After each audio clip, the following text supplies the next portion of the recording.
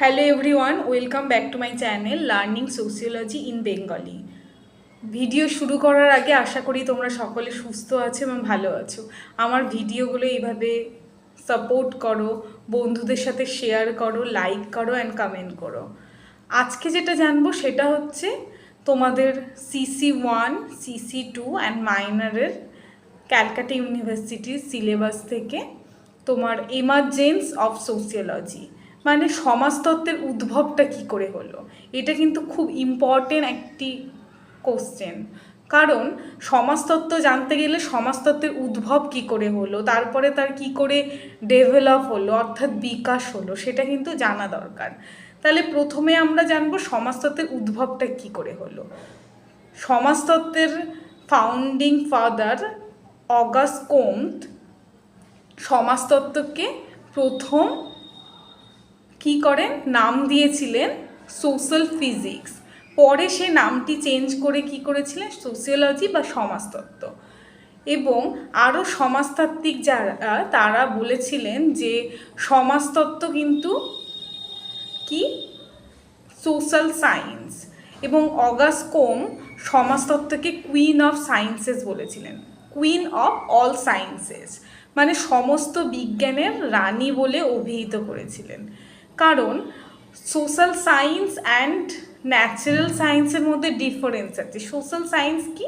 Social science এই যে philosophy, political science, anthropology, sociology, এগুলো social science. And natural science কি? ন্যাচারাল সায়েন্স পিওর সায়েন্স যেটা বলা হচ্ছে, ফিজিক্স, কেমিস্ট্রি, ম্যাথ, এটা দুটোর মধ্যে ডিফারেন্স আছে। কিন্তু সোসিওলজি এমন একটি সাবজেক্ট যেটাকে কিন্তু সমাজতত্ত্বের কি বলা হয়, শুধুমাত্র সমাজতত্ত্ব না, অল সোশ্যাল সায়েন্সের কুইন বলা হচ্ছে।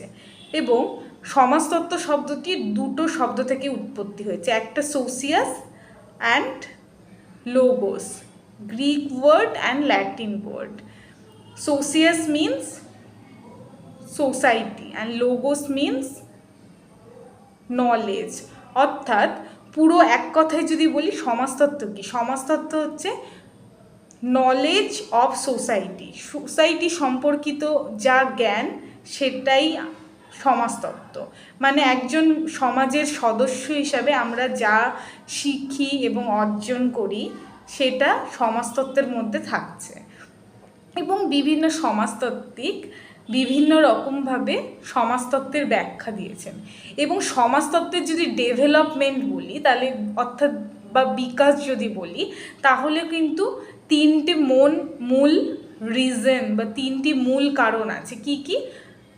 শিল্প বিপ্লব, ফরাসি বিপ্লব এবং নবজাগরণ। শিল্প বিপ্লব আসার ফলে কি হলো? শিল্প বিপ্লব আসার ফলে অনেক বেশি বেশি ইন্ডাস্ট্রি তৈরি হলো, সেখানে মানুষ অনেক বেশি কাজে ইনভলভ হলো। এইভাবে কি হলো? সোসাইটিটা গ্রোথ হলো। শিল্প বিপ্লব, ফরাসি বিপ্লব, ফরাসি বিপ্লব আসার ফলে কি হলো? এই যে সোসাইটি, মানুষের মধ্যে যে সম্পর্ক সেগুলো কি হলো, আরও মানুষ গভীরভাবে ভাবতে শুরু করলো। এবং নবজাগরণ, নবজাগরণে আসার ফলে কি হলো?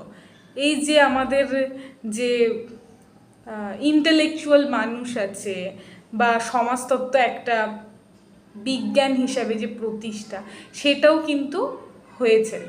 এই তিনটেই মূল কারণ সমাজতত্ত্বের বিকাশের পিছনে, শিল্প বিপ্লব, ফরাসি বিপ্লব এবং নবজাগরণ। এটা খুব ইম্পর্টেন্ট একটি কোশ্চেন। আমি ছোটোভাবে মানে শর্টে তোমাদের বোঝালাম। তোমাদের যদি মনে হয় বড় মানে ডিটেলসে বুঝবে তাহলে আমাকে কমেন্ট করো, আমি তোমাদেরকে ডিটেলসে বোঝানোর চেষ্টা করব। আজকের জন্য এতটুকুই, নেক্সট ভিডিওতে দেখা হচ্ছে। ভিডিও ভালো লাগলে please like, comment and share করে দিও। আজকের জন্য এত।